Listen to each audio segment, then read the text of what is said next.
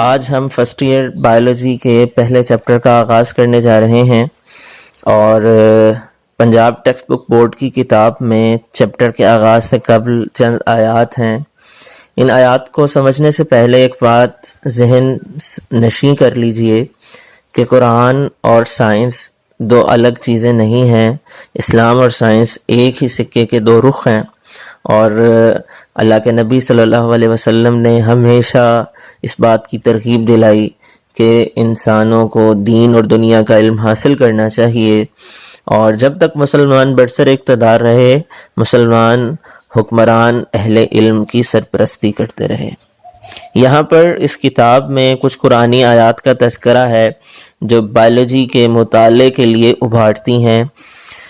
اور یہاں پر جانداروں کا تذکرہ ہے، زندگی کے مختلف پہلوؤں کا تذکرہ ہے۔ ماڈرن بایولوجسٹ اس بات پہ یقین رکھتے ہیں کہ زندگی کا آغاز ابتدا میں سمندر سے، اور پھر سمندر سے زندگی زمین پر منتقل ہوئی۔ قرآن پاک میں اللہ تعالیٰ فرماتے ہیں اولم یر الذین کفروا ان السماوات والارض کانتا رتقا ففتقناہما وجعلنا من الماء کل شیء حی افلا یؤمنون، جس کا ترجمہ ہے کیا انکار کرنے والوں نے نہیں دیکھا کہ زمین و آسمان جڑے ہوئے تھے، پھر ہم نے انہیں جدا جدا کر دیا اور ہم نے ہر جاندار چیز کو پانی سے بنایا، پھر کیا لوگ یقین نہیں رکھتے؟ اسٹوڈنٹس، زندگی کے ارتقاء کے حوالے سے یہ کہا جاتا ہے کہ زندگی کا آغاز ایک سادہ سے سیل سے ہوا، اور وقت کے گزرنے کے ساتھ ساتھ یہ آج کے پیچیدہ سیلز میں تبدیل ہوئی، جیسا کہ پودے اور جانور آج پائے جاتے ہیں، اور وہ کمپلیکس ٹائپ آف سیلز پر مشتمل ہوتے ہیں۔ اگر زندگی اچانک وجود میں آئی ہوتی تو آغاز میں لازماً ایسا ہونا ضروری تھا کہ مختلف قسم کے ایٹمز کو آپس میں ملنے کا موقع ملتا۔ قرآن پاک میں اللہ تعالیٰ زندگی کے آغاز کے بارے میں فرماتے ہیں اِنَّا خَلَقْنَاهُم مِّن طِینٍ لَازِب، ہم نے پیدا کیا پلاسٹک کلے، یعنی ایسی مٹی سے جو چکنی مٹی ہے۔ گویا اللہ تعالیٰ بیان فرما رہے ہیں کہ ہم نے انسان کو چکنی مٹی سے پیدا کیا۔ اس سے اگلی آیت میں یا ایھا الناس اتقوا ربکم الذی خلقکم من نفس واحدہ وخلق منها زوجها وبث منہما رجالا کثیرا ونساء، اے لوگو اپنے رب سے ڈرو جس نے تمہیں ایک جان سے پیدا کیا اور پھر اس سے تمہارے جوڑے بنائے اور اس سے بہت سے مرد اور عورت پھیلا دیے۔ اسٹوڈنٹس، یہ سمجھا جاتا ہے کہ ابتدا میں زمین کا ایٹماسفیئر کچھ اس طرح کا تھا کہ جس میں میتھین، امونیا، پانی کے بخارات، ہائیڈروجن سلفائڈ اور ہائیڈروجن پائے جاتے تھے۔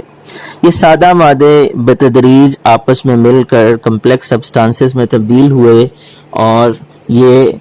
ایک ماڈل کی طرف اشارہ کرتا ہے کہ جس ماڈل کے تحت مختلف کیمیکل سبسٹانسز ارد گرد ترتیب پائے اور اس کے نتیجے میں زندگی کا وجود ممکن ہوا۔ قرآن پاک میں اللہ تعالیٰ فرماتے ہیں اولم یروا کیف یبدئ اللہ الخلق ثم یعیدہ ان ذلک علی اللہ یسیر، کیا انہوں نے نہیں دیکھا کہ مخلوق کی ابتدا کس طرح اللہ نے کی، پھر اللہ اس کا اعادہ کرے گا، یعنی اس کو دہرائے گا، یہ اللہ پر بہت ہی آسان ہے۔ قرآن پاک میں مختلف مقامات پر بایولوجی کی مختلف برانچز کی اسٹڈی پر ایمفسائز کیا گیا ہے، زور دیا گیا ہے، جیسا کہ اناٹمی، ٹیکسونومی، ایمبریولوجی، ایکولوجی اور مارفولوجی۔ قرآن پاک کی کچھ آیات میں اس کا خاکہ کچھ یوں پیش کیا گیا ہے، لوگو اگر تمہیں مرنے کے بعد جی اٹھنے میں شک ہے تو سوچو ہم نے تمہیں مٹی سے پیدا کیا، پھر نطفے سے، پھر خون کا ایک لوتھڑا بنایا، پھر گوشت کے لوتھڑے سے جو صورت دیا گیا تھا اور وہ بے ترتیب تھا، یہ ہم تم پر ظاہر کر دیتے ہیں، اور ہم جسے چاہیں ایک ٹھہرائے ہوئے وقت تک ماں کے پیٹ میں یعنی رحم مادر میں رکھتے ہیں، پھر تمہیں بچپن کی حالت میں دنیا میں لاتے ہیں، پھر تاکہ تم اپنی پوری جوانی کو پہنچو۔ تم میں سے بعض تو وہ ہیں جو فوت کر دیے جاتے ہیں، اور بعض بے غرض عمر کی طرف پھر سے لوٹا دیے جاتے ہیں کہ وہ ایک چیز سے باخبر ہونے کے بعد پھر بے خبر ہو جائے کہ تو دیکھتا ہے زمین بنجر اور خشک ہے، پھر جب ہم اس پر بارش برساتے ہیں وہ ابھرتی ہے، پھولتی ہے اور ہر قسم کی رنگا رنگ نباتات اگاتی ہے۔ یا ایھا الناس ان کنتم فی ریب من البعث فإنا خلقناکم من تراب ثم من نطفة ثم من علقة ثم من مضغة مخلقة وغیر مخلقة لنبین لکم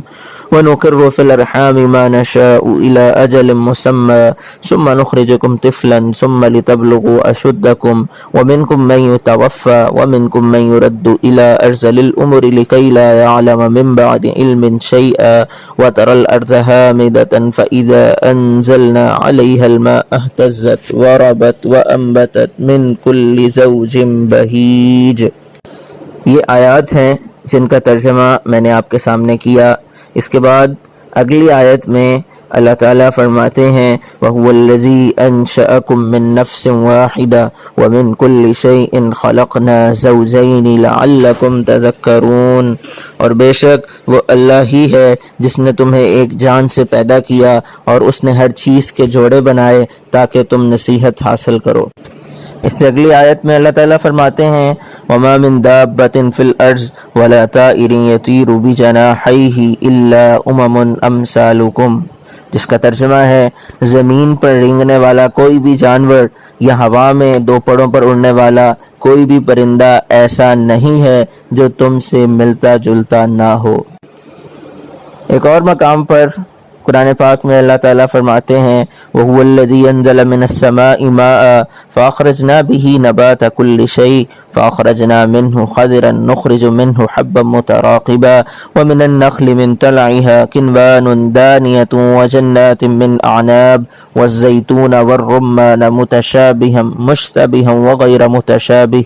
انظُرُوا إِلَى ثَمَرِهِ إِذَا أَثْمَرَ وَيَنْعِهِ إِنَّ فِي ذَلِكُمْ لَآيَاتٍ لِقَوْمٍ یؤمنون، جس کا ترجمہ کچھ یوں ہے اور وہی ہے جس نے آسمان سے پانی برسایا، پھر ہم نے اس کے ذریعے سے ہر قسم کے نباتات یعنی پودوں کو نکالا، پھر ہم نے اس سے سبز شاخ نکالی کہ اس سے ہم اوپر نیچے دانے چڑھے ہوئے نکالتے ہیں، اور کھجور کے درختوں سے ان کے گچھوں میں سے خوشے ہیں جو نیچے کو لٹک جاتے ہیں، اور انگوروں کے باغ اور زیتون اور انار کے بعض ایک دوسرے سے ملتے جلتے ہوتے ہیں، کچھ ایک دوسرے سے ملتے جلتے نہیں ہوتے۔ ہر ایک کے پھل کو دیکھو جب وہ پھولتا ہے اور اس کے پکنے کو دیکھو، ان میں دلائل ہیں ان لوگوں کے لیے جو ایمان رکھنے والے ہیں۔ ایک اور مقام میں قرآن پاک کی ایک آیت انسان کو پودوں اور جانوروں کے مطالعے پر ابھارتی ہے وَأَرْسَلْنَا الرِّيَاحَ لَوَاقِحَ فَأَنزَلْنَا مِنَ السَّمَاءِ مَاءً، جس کا ترجمہ کچھ یوں ہے اور ہم ہی ہیں جو ہواؤں کو چلاتے ہیں جو بادلوں سے بڑی ہوتی ہیں، اور ہم ہی آسمان سے بارش برساتے ہیں، اور ہم ہی تم کو اس کا پانی پلاتے ہیں اور تم تو اس کا خزانہ نہیں رکھتے۔ ایک اور آیت میں اللہ تعالیٰ فرماتے ہیں واللہ خلق کل دابۃ من ماء، اور ہم نے ہر جاندار کو پانی سے پیدا کیا، فمنہم من یمشی علی بطنہ، پس ان میں سے کچھ ایسے ہیں جو پیٹ کے بھر ڈینگتے ہیں، ومنہم من یمشی علی رجلین، اور کچھ ایسے ہیں جو دو پاؤں پر چلنے والے ہیں، ومنہم من یمشی علی اربع، اور کچھ ایسے ہیں جو چوپائے ہیں یعنی چار پاؤں پر چلنے والے ہیں۔ یخلق اللہ ما یشاء، اللہ جو چاہتا ہے پیدا کرتا ہے، ان اللہ علی کل شیء قدیر، بے شک اللہ ہر چیز پر قدرت رکھتا ہے۔ ایک اور آیت میں اللہ تعالیٰ فرماتے ہیں افلا ینظرون الی الابل کیف خلقت، کیا ان لوگوں نے اونٹ کی طرف نہیں دیکھا کہ وہ کیسے پیدا کیا گیا ہے؟ اولم يروا الى الطير فوقهم صافات ويقبضن ما يمسكهن الا الرحمن انه بكل شيء بصير، کیا ان لوگوں نے اپنے اوپر آسمان پر اڑتے پر پھیلاتے اور سکیڑتے پرندوں کو نہیں دیکھا؟ رحمان کے سوا اور کون ہے جو انہیں تھامے ہوئے ہے؟ بے شک وہ اللہ ہی ہے جو ہر چیز کو دیکھنے والا ہے۔ اس سے اگلی آیت میں اللہ تعالیٰ فرماتے ہیں فَلْيَنْظُرِ الْإِنسَانُ إِلَىٰ طَعَامِهِ أَنَّا صَبَبْنَا الْمَاءَ صَبًّا ثُمَّ شَقَقْنَا الْأَرْضَ شَقًّا فَأَنبَتْنَا فِيهَا حَبًّا وَعِنَبًا وَقَضْبًا وَزَيْتُونًا وَنَخْلًا وَحَدَائِقَ غُلْبًا وَفَاكِهَةً وَأَبًّا مَتَاعًا لَكُمْ وَلِأَنْعَامِكُمْ، جس کا ترجمہ ہے انسان کو چاہیے کہ اپنے کھانے کو دیکھے کہ ہم نے خوب پانی برسایا، پھر زمین کو پھاڑا، پھر اس زمین سے اناج اگایا اور انگور اور ترکاری اور زیتون اور کھجور اور گنجان باغات اور میوہ اور چارہ بھی اگایا تمہارے استعمال کے لیے اور تمہارے فائدے کے لیے اور تمہارے چوپایوں کے لیے۔ اسٹوڈنٹس، یہ تمام آیات ان لوگوں کے لیے، سائنس سے شغف رکھنے والوں کے لیے، تعلیم اور تحقیق میں دلچسپی رکھنے والوں کے لیے